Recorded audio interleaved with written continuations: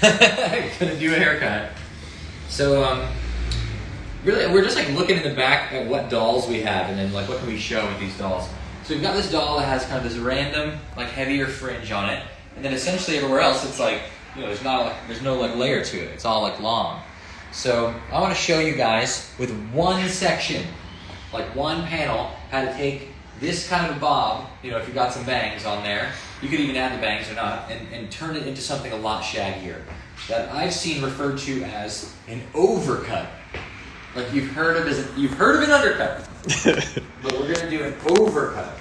Interesting. So I like that idea. Really, all that means is we're not gonna cut anything on the inside, and we're just gonna cut the surface layers. I guess that does make sense. Shake this thing like it was. So we're gonna use this fringe as a guide, like what we have here already, and then we're gonna take these sort of just diagonal backs like that. You can comb what you don't want out of the way. We're gonna do it with scissor. You can do it with a razor too if you wanted. And when we pick it up, we're gonna pick up only hair from like the parietal up. So you're leaving this out. You could section it out if you want and like, you know, clip this away, but you don't have to. Like if you feel confident just working through it, then you can just do it that way. Overcut. Yeah, the overcut. People like it. So that's funny. We're gonna bring this forward, not too low. Like you need to bring it like out. If you bring it low, it's heavy. Bring it up higher, it's softer, right? So we bring this up. I'm standing like to the side of it. My left foot forward, right foot back. And then we're literally gonna come here and I'm gonna turn like that. So you see how I've like taken this and I've turned my body like that. And then we can see the guide. Like there's the fringe in there already. And then we're gonna cut so it's longer on the end and getting shorter up through the top like that. So you can use blunt cuts if it's the right angle to make something that's soft. So again, a diagonal back section.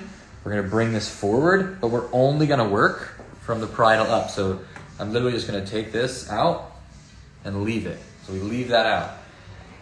That's the overcut. The overcut for you. Oh. Pick that up.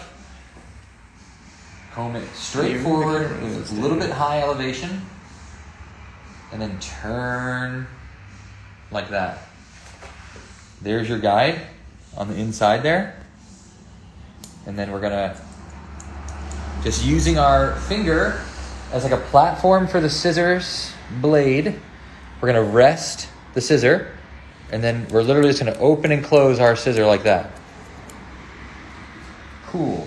The coolest. And you're just gonna go back from there all the way to like the crown. So again, like that. And let's say I want more layers. Like you could bring it all to the same place and be stationary and get a really sort of steep increase in length. Like it'll get long fast. You want more layers in the back? We can like look down a little bit. Still just picking up hair from the same place. So it's like we're gonna leave all of that out from the bottom. But we're gonna keep lifting up. So that will increase your elevation some so that you will get more layers. I'll just kind of connect that in. Turn it and connect that in. I want to cut that corner a little bit so it doesn't give you something too heavy. You could stand in the back. Like, you want to stand in the back? You're that kind of guy or gal, or you can stand in the back and push it forward if you want. It feels a little strange to me because I would stand in the front, but you could stand in the back and just go short to long this way. Like that's totally fine too, you know? And then I'm just literally gonna do this until the very center back of the head. Take that out. So it's like, by the time you grab the front, like look at the section that it gives you. It's just a horseshoe. Horseshoe section is all it makes. And you can, like I said, you can pre-cut that, or not pre-cut, pre-section that. But I kind of just like to work as I go. You can add in hair as you go, you can take hair out. And we're just gonna connect this in. When I'm working with the scissor, I try to work with just my thumb, right? So we're just working with our thumb. So we just rest that one blade right on there. just like that. And that way you can make a nice straight line, you know? Because your hand is the platform guide. And then we can check, like, what does this give us? So we get this really like steep, short to long vibe there. If we had a more stationary guide, it might even be even steeper, because we lift it up, we get, you know, more layering all the way through. Now we'll do the other side. Overcut. The overcut. The Overton window cut. All right. So again, we have our fringe. Take this back, coming out of the way. We're only going to take the top layer, like right there. This time, I'm gonna literally stand over here and turn my fingers this way, looking for my guides, and then cutting off like that. You could do it like that, or you could, you know, really kind of crank your hand like this. You can still like work it that way. Either one of those ways is fine. Really just depends on what you prefer. Still, going diagonal back one more time. Convex layers?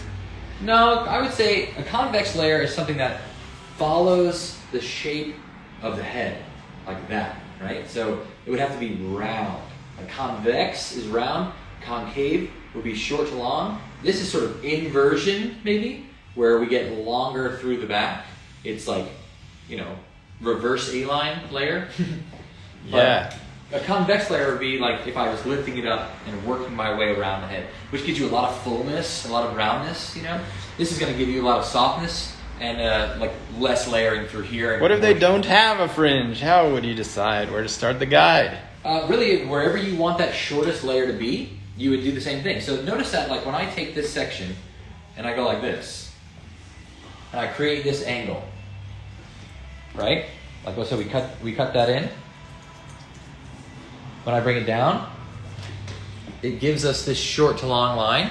So, I mean, you would just do that with your first section. You would just take the fringe out, come, cut your line, and then, you know, you'd have it there.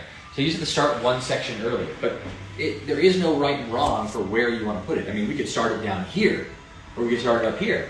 The shorter that this gets, the more disconnected it's going to look. Like, you're going to have a lot of shagginess with, like, longer stuff. Your overcut would be totally separate than the rest of it. So if you want it to be more like salon friendly, you leave it longer. You want it to be a little more rock and roll, a little more creative, then you could take it a lot shorter. Also, are these combs YS Park? Yeah, this is a YS Park comb.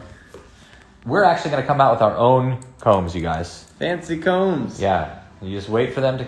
They'll be here soon. They'll be like something for everybody, because not everybody likes to use a comb like this. You know, like Ben, for instance.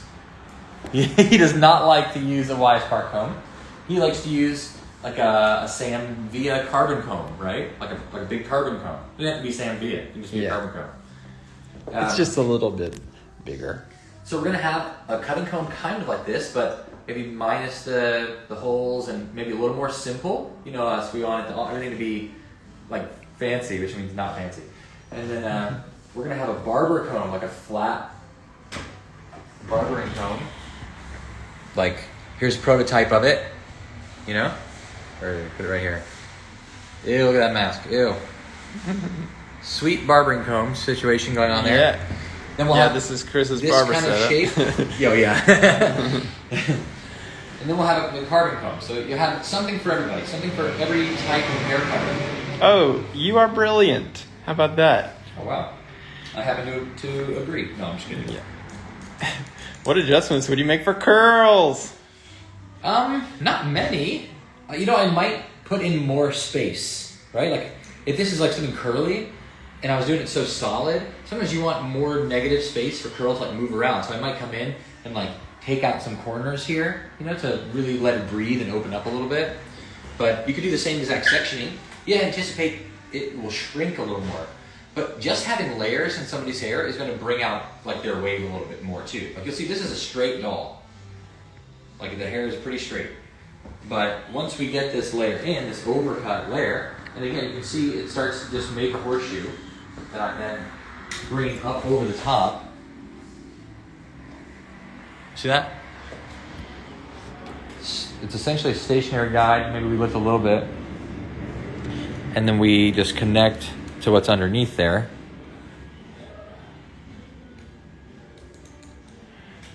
And we can check it again to see if we've got something similar going on. Which looks like we do. We've got this nice sort of increase in length where we get a lot longer, but it still gives some layer through the back. So just by doing that, we take that more one length look and we give ourselves this like Shaggy Bob look. But it gives you like a lot of fullness through the bottom. It's a bit heavy, and then you get all this movement and everything through the top. Where do you get your doll heads from? I just got this one on Amazon, right? I'm pretty sure that like a 6-year-old put it together with his bare hands for like a long time in like a horrible situation. I don't know if that's true. Would you use less tension on curly hair so it doesn't spring back on you? I mean, so it does it doing, yeah. I mean, I would say you would want to be concerned with like how much it's going to shrink, but if I was working at curly, I would either do it with a razor most likely, or I would do it freehand. You know, I would literally just like work with the curl. If I was being really, really realistic about what I would actually do. I think that's a great idea. Yeah. So, and people say like, oh, you can't use a razor on curly hair. They teach that in school a lot. Like, oh, you can't use a razor on curly hair.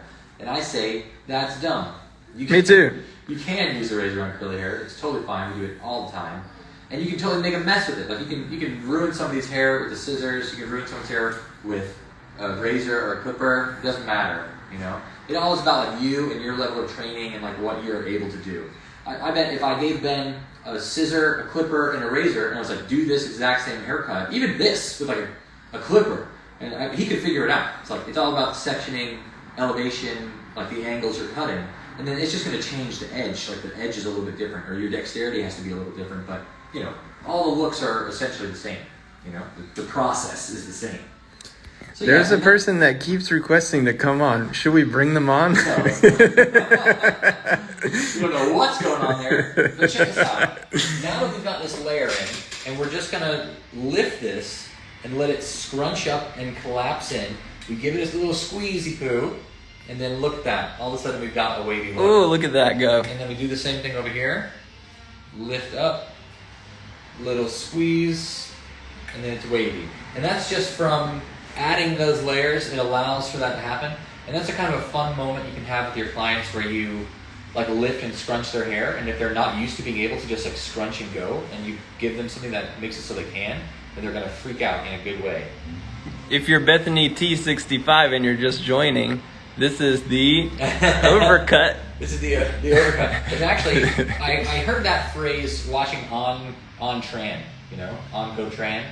He said an overcut. His is a little tighter, and he lifted it all up. So it was almost the opposite, right? It was like we brought it all forward and cut it here. He lifted it all up and like cut down into it there. But it's the same look. It's just a different like process to get there. Yeah, the idea was that it was a one length with a fringe, and we just wanted to turn it into like a shag section with only one section. With only one sectioning. So if you just tuned in, it is a horseshoe through the top that is all brought and cut in one place, short to long like that, disconnected from the sides. So you get this heavier perimeter, like your length all stays the same, but then you get this shaggy internal look.